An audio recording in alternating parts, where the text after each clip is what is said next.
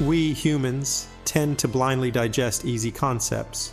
In the world of psychology, this has a name. It's called cognitive fluency. Basically, it's our brain's way of saying, hey, this is easy to understand, I like it. And because it's easy, it helps us make quick decisions without burning many calories. Have you ever wondered why easy-to-digest concepts are almost irresistible to our brains? Is simplicity always a good thing? And does this feature make us easily manipulated all the time? Hey everyone, and welcome to Rethink the Obvious, the podcast of critical thinking that challenges traditional views. So if you're ready, let's jump in with your host, Hussein Ben Amour. This love for simplicity can often be a trap. Think about it. We see ads all day that make junk food look healthy. People with model shapes partying and drinking energy drinks. Marketing campaigns promising to turn us into sexy creatures overnight. Think also of political propaganda that pushes hate speech and even war. The Vietnam War, the Iraq invasion, and the devastation of Gaza, amongst many other events. Each of them, in their own way, reflect how our tendency to oversimplify news can lead to profound consequences. It's as if we're hardwired to be influenced by these messages, especially if they touch our primitive emotions just right. Propaganda is nothing new. Etymologically, the term means to propagate or spread. In some languages, for example Spanish, it has a dual meaning. One of them is identical to the English meaning that usually means political propaganda. The other meaning is simply advertising and publicity. Historically, propaganda required a lot of financial and human resources to manipulate the masses. That's why it was exclusively practiced by religious institutions and states.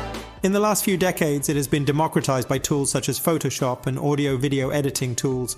With technology getting smarter and more accessible, it makes it even more sophisticated. Generated images, deep fakes, and the propagation of information at the speed of light. That's all making it a real challenge to tell what's true and what's not. What's genuine and what's pure fiction. So again, what is our standpoint of information genuinity? Why do we often believe ideas that have no scientific backing? Well, it's because these ideas tap into the emotions we're feeling at the moment, ideas that talk to our very primitive desires and fears. These ideas talk to our reptile brain, the one that prioritizes survival, fear, anger, disgust, revenge, etc. Let's listen to the following story, which shows how easily we humans can be hooked by a compelling narrative. This is the myth of the Golden Witch.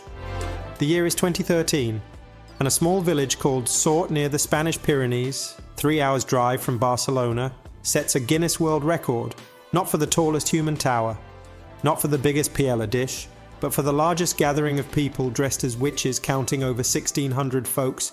You might think it's a Harry Potter event, but it's not. To understand the reasons behind that gathering, we need to rewind a bit and talk about the Spanish Christmas lottery. The Christmas lottery is a big annual event in Spain that's been around since the late 1800s. People go nuts buying lottery tickets from the over 10,000 lottery shops across the country. This lottery became a Christmas tradition, and dreaming of hitting the grand prize, the so-called El Gordo, is almost everyone's concern. Even if the vast majority don't win the biggest prize, roughly 1 out of 10 participants wins a small amount. Out of these 10,000 lottery shops, Sort, the remote village that we mentioned earlier, has the most famous lottery shop. This shop is named Le Bruixa d'Or, Catalan for the Golden Witch. This little shop sells a staggering 2% of all lottery tickets. That's 200 times what the average lottery shop sells. Even Madrid's top sellers can't compete. So why do people make this pilgrimage to Sort, standing in crazy long lines? Simple. Since its doors opened in 1986, tickets bought here have won El Gordo twice, along with many other prizes. Naturally, this news makes people want to buy their tickets from that shop, and even do the ritual of touching the statues of the Golden Witch to increase their chances. So what's the big secret behind the Golden Witch's success? Is it really bewitching people? But one thing's for sure, this place knows how to leverage a winning narrative. The secret is simple once we know the meaning of the name of that village. Sort in Catalan means luck, and this little village has become synonymous with just that. In the 1980s, as the village shop opened, people from around the village started to buy from this shop out of superstition. With more winning tickets popping up from Sort, the legend of the Golden Witch grew. Everyone started thinking, this place is magic. That's how in 2003 and again in 2017, when winning tickets were sold, the myth just exploded. This small town shop is now earning over 70 million euros a year. To put that in perspective, that's more than the legendary Playboy magazine made in 2022.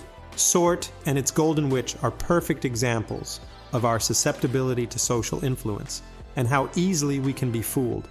We love to fit things into neat, simple boxes that make sense to us.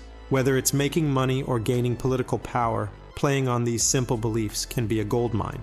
That's what marketing is doing to our brains every minute. Toothbrush marketing campaigns use dentists to convince us to buy their products. Sure, there are times when trusting an expert without question is the right move, like when a geologist warns of an earthquake, but often blindly accepting things without a second thought can lead us down the wrong path. Technology capable of modifying truth has been around for millennia.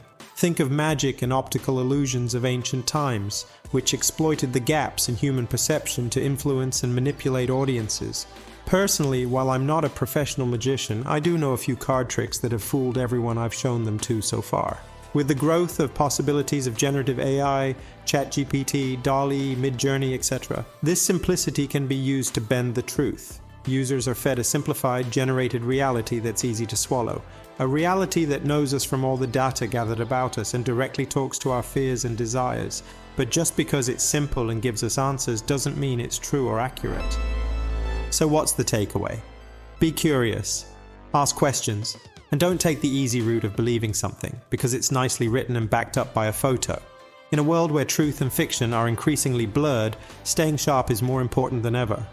Stay tuned as we dive deeper into this topic in future episodes.